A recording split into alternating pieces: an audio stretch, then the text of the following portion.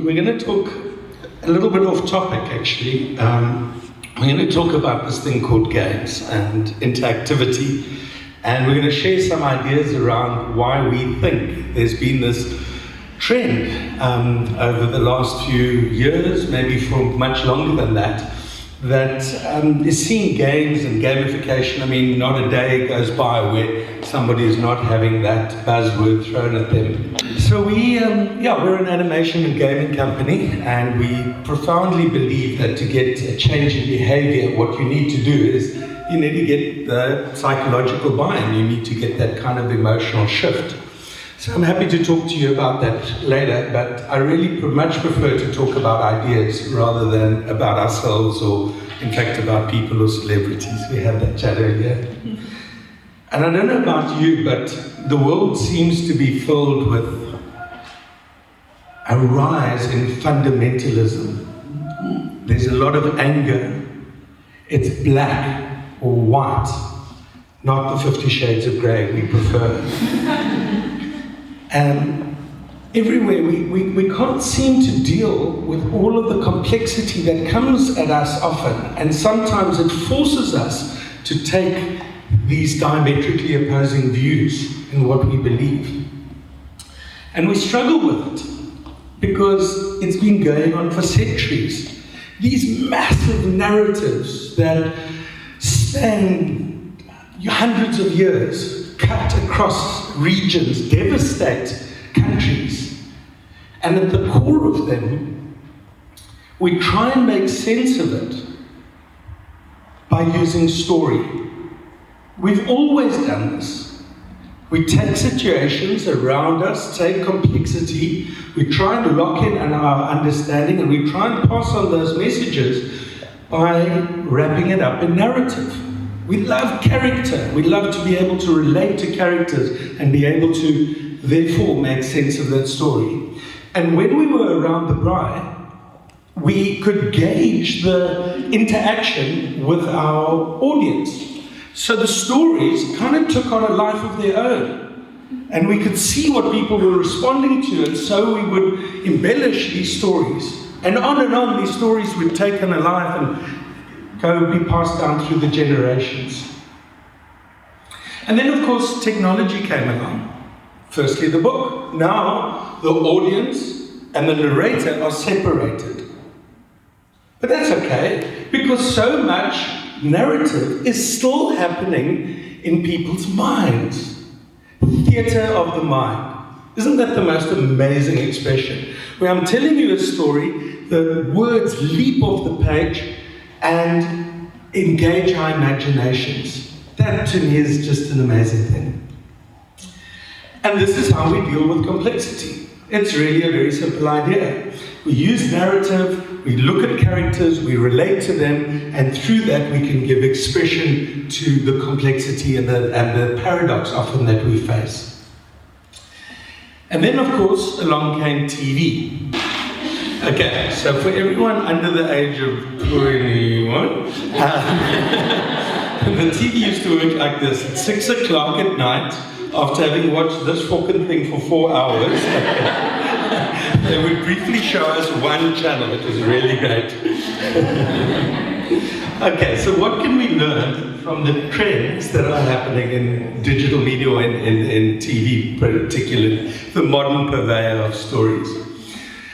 So how's this? So this is 1950s. This is the data from the States, where they've got a lot more information, like in some sense, than we do. The first thing, of course, that you notice is that there's a downward trend here. So what we're looking at is the percentage of eyeballs, if you like.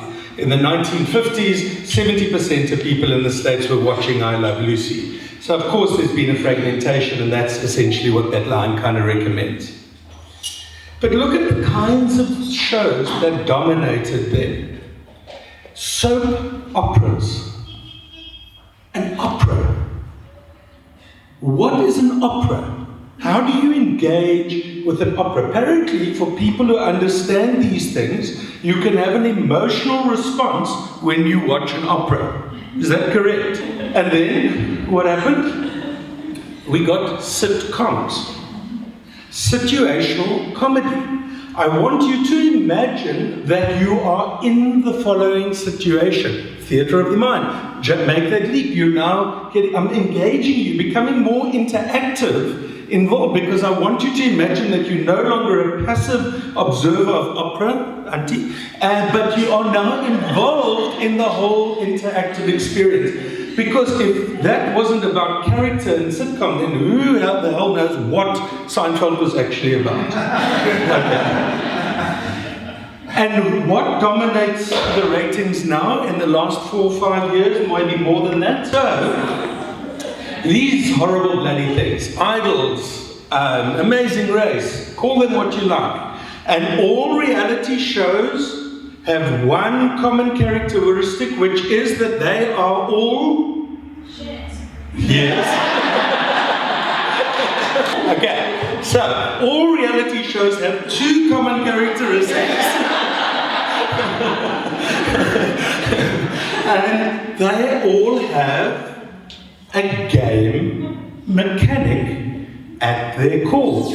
We are all competing. All of these things, all of them rely on people competing for something. Sometimes it's a very specific a gaming mechanic. The Amazing Race, I've got it, okay, tick, yeah. But sometimes you're just competing for likes or tweets or whatever it is. So, the whole world can be organized on this extremely simple 2x2 continuum here. I'd like you to share this. On the one side, you have the very controlled media, and on the other side, we have the interactive media, social media here, games a little bit in the middle. Who knows? I don't, you get the idea. It's just a way to represent what I think you will agree is an unstoppable rise towards more interactivity. But with this rise, we find really, really weird things happening. Or at least we see these trends expressing themselves in the most exaggerated kind of way. We love snacks, but we want to binge. So we love the wide stuff, the tweets, the likes, the whatever. They wash over us, the emails, everything washes over us. They bite-sized, they come flying at us all the time. They give us context. But at the same time, there's a paradox. Because what we want is meaning. And you get meaning from depth. So, I don't know who this oak is. Some of you might be familiar with him. Who knows? Breaking Bad, apparently, for those who don't. 75% of viewers of season 3 on Netflix watched 7 or more episodes in a single sitting. Now, I know we're all very busy and we're all terribly time-starved and we can't make time for anything, but these people found an entire day to watch this oak. Wide and deep. And of course, it's not only an adult phenomenon, because kids have got, every kid I've ever met has got ADHD. Okay? When I was young, it was just called being a brat. Okay? But apparently, they all have ADHD. Yet, they are playing 8 hours of Minecraft without blinking. What is going on here? What is happening in this interactive world that we live in? The Twilight Saga, Hunger Games, Harry, whatever this bloody thing's called, I mean, it's amazing, this tension that we kind of have to hold. So maybe the idea is, with this rise in interactivity, games are teaching us something, because we've literally spent hundreds of years, if not thousands of years, figuring out the rules of what makes something engaging. The difference between work and play is what? So the big difference is the one is voluntary and the other one is not, which is why they've got to fucking pay us to do it. So, voluntary. It's an amazing idea. It's got profound impact on the way that you negotiate this new interactive space. Because I now need to understand exactly like you said earlier, why is this, what's in it for me? Why should I care? Because I'm giving you of my time.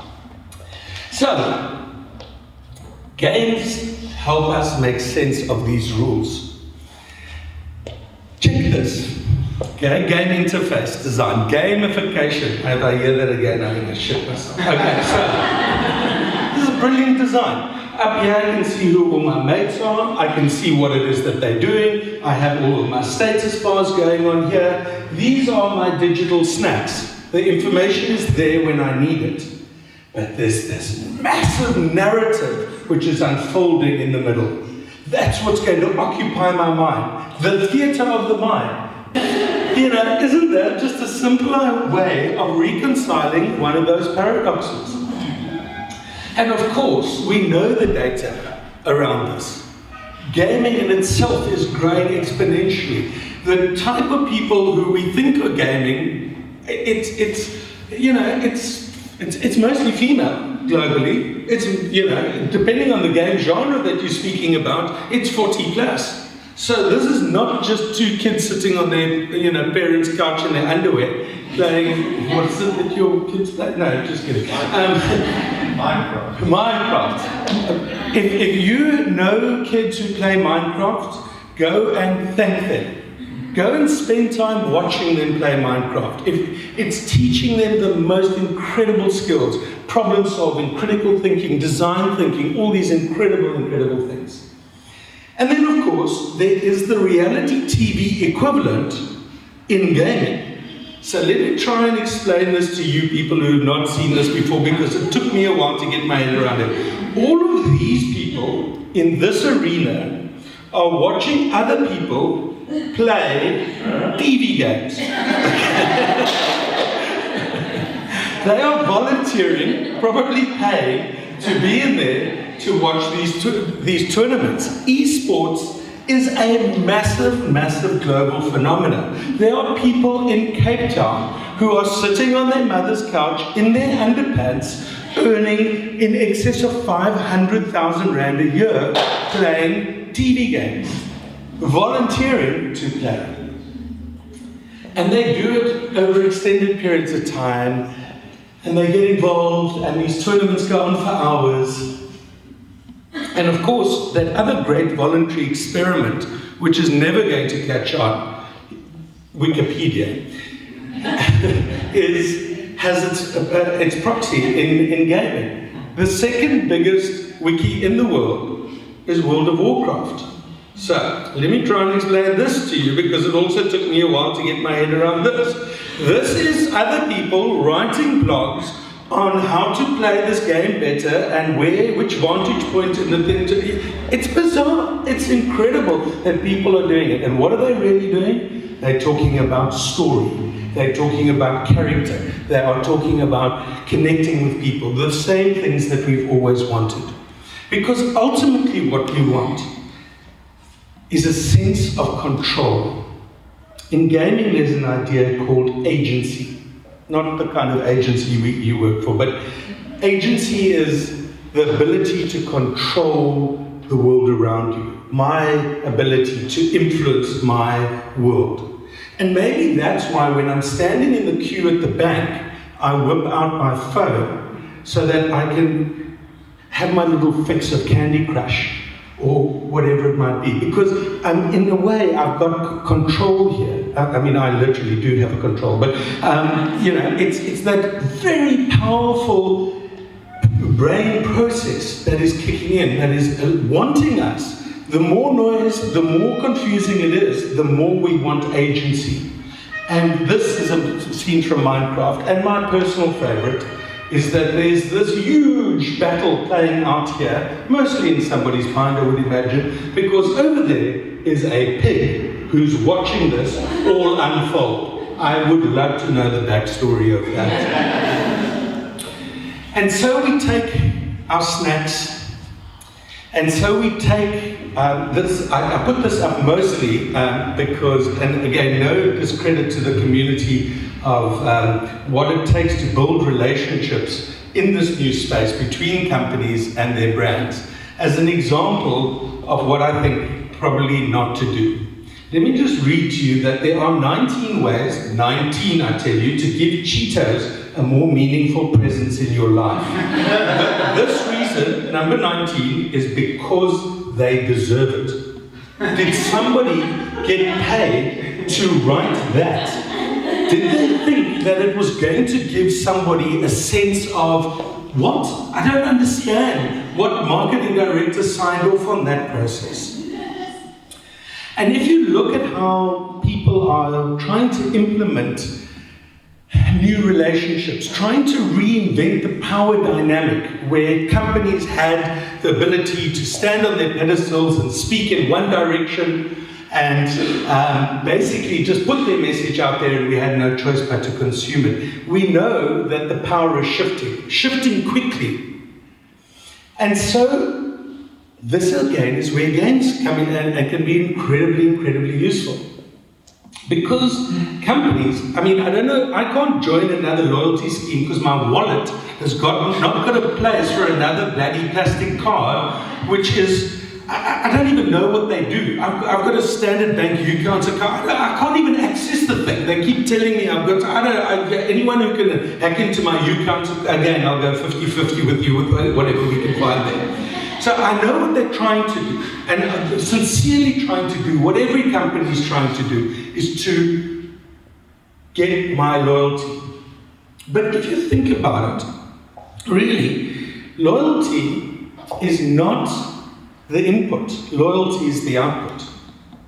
So what happens is companies incentivize me by giving me discounts, giving me price off, by doing those kinds of things. Extrinsic motivators.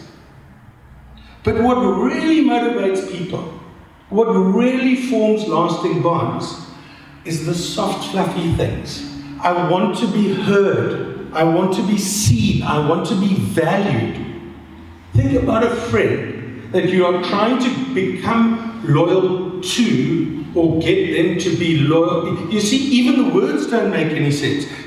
Trying to buy my loyalty is like trying to buy my friendship.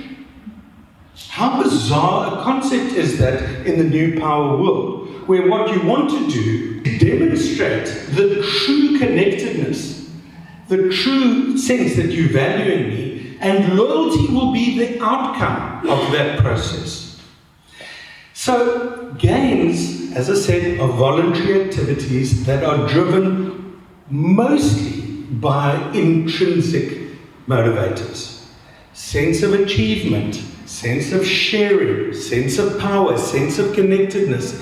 These are not things that can be measured and, well, they can, but these are not things that can be bought. They have to be earned.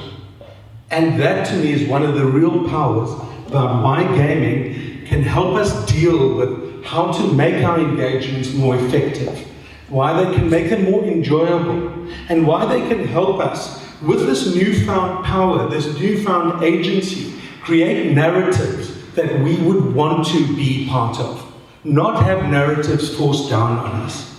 And that, to me, I think, is the amazing thing about this journey that we're all on. Thank you very much.